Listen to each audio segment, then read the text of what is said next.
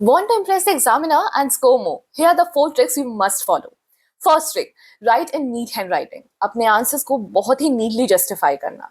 ये नहीं करना कि स्टार्टिंग में बहुत नीटली लिख रहे हो और लास्ट में जाके पूरा मेसी कर दे रहे हो, because messy hand writing is equals to loss and marks. तो स्टार्टिंग से ही तेज लिखना.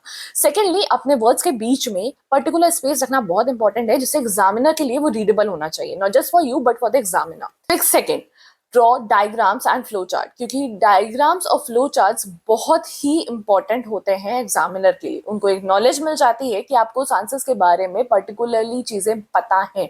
उनके लिए एक पूरा पैराग्राफ पढ़ने से ज्यादा बेटर होता है डायग्राम को समझना. चाहे हर एक आंसर में एक छोटा ही डायग्राम क्यों ना हो, but it is very important to draw diagram और एनी फ्लो चार्ट. बट इस चीज का भी ध्यान रखना कि आपके टाइम में प्रॉब्लम ना आए. Third, use keywords and definitions. आपके कीवर्ड्स और डेफिनेशंस ये बताते हैं कि आपको उस पर्टिकुलर नॉलेज है उस पर्टिकुलर टॉपिक के बारे में.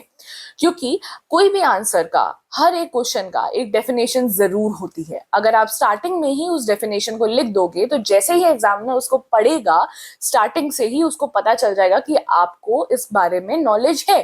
तो ये आपके लिए बहुत हेल्पफुल साबित होगा.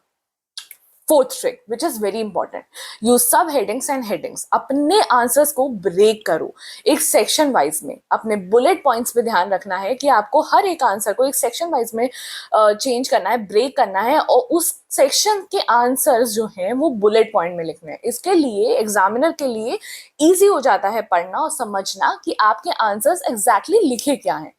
इन सारी ट्रिक्स को फॉलो करना बिल्कुल मत भूलना, और वो बताना कि ये हेल्पफुल हुआ भी या नहीं. तो फॉलो फॉर मोर ट्रिक्स.